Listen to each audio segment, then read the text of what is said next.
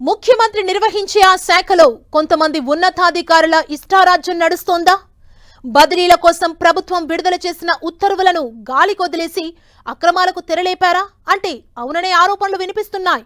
ఆ సస్పెన్షన్ లో ఉన్న ఆఫీసర్కు సైతం ట్రాన్స్ఫర్ లిస్ట్ లో చోటు కల్పించడం ఈ ఆరోపణలకు మరింత బలం చేకూరుస్తోంది. ఇంతకీ public health and municipal engineering విభాగంలో అసలేం జరుగుతోంది?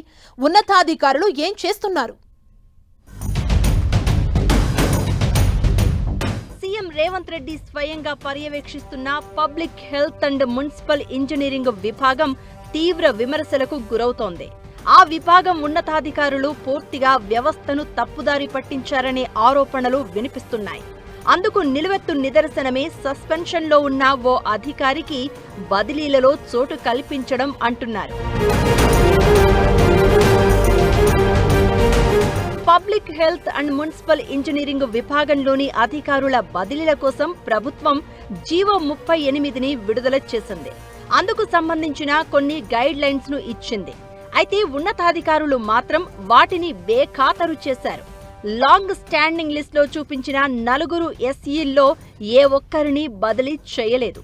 పైగా లాంగ్ స్టాండింగ్ లిస్ట్ లో లేని ఒక ఎస్ఈని నిబంధనలకు విరుద్ధంగా కరీంనగర్ నుంచి వరంగల్కు ట్రాన్స్ఫర్ చేయడం పబ్లిక్ ఇంజనీరింగ్ విభాగంలో చర్చనీయాంశంగా మారింది. జీహెచ్ఎంసీలో చాలా ఏళ్లుగా పనిచేస్తున్న అధికారులు ప్రస్తుతం సైబరాబాద్, మల్కాజ్గిరి కార్పొరేషన్లలో ఉన్నారు. కార్పొరేషన్లు ఏర్పాటు కాకముందు నుంచి వారు ఆయా జోన్లలో పనిచేస్తున్నారు. అయితే అవి కొత్త కార్పొరేషన్లు కావడంతో అక్కడ పనిచేస్తున్న వారు ఎంత లాంగ్ స్టాండింగ్ లో ఉన్నా బదిలీలు చేయలేదు. దీంతో ఈ వ్యవహారం మరిన్ని విమర్శలకు తావిస్తోంది.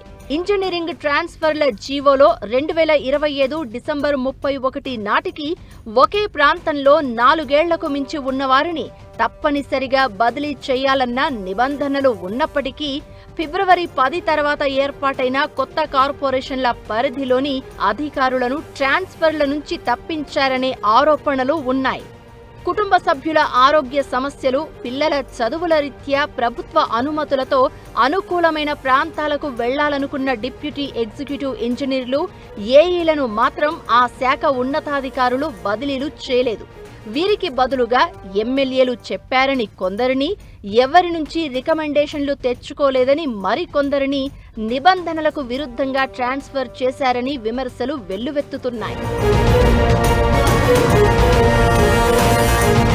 పైగా ట్రాన్స్ఫర్లలో ఇంజనీర్లు ఇచ్చే ఆప్షన్స్, బదిలీల తుది జాబితా ఆన్లైన్లో పొందుపరచాల్సి ఉండగా వాటిని సైతం పక్కన పెట్టి ఆఫ్లైన్లో పనులు ముగిస్తున్నారని ఇంజనీరింగ్ విభాగం అధికారులు వాపోతున్నారు. అయితే public health and municipal engineering విభాగంలో ఇన్ని అవకతవకలు జరిగాయన్న ఆరోపణలపై ఆ శాఖ మంత్రి సీఎం రేవంత్ రెడ్డి ఏ విధంగా స్పందిస్తారో వేచి చూడాలి.